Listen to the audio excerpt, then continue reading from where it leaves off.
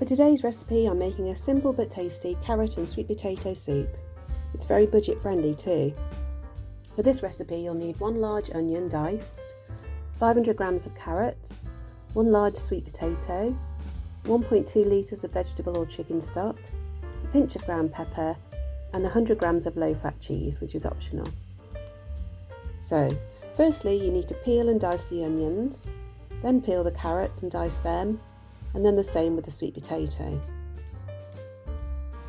Once that's done, you can then heat up the saucepan with a drizzle of oil, and when it's hot, pop the onions in, fry them off, stirring for a few minutes or so. Then you can add the carrots and potatoes, again frying for a few minutes before adding the stock. Once the stock is added, you can then leave it to simmer for around 20 to 25 minutes.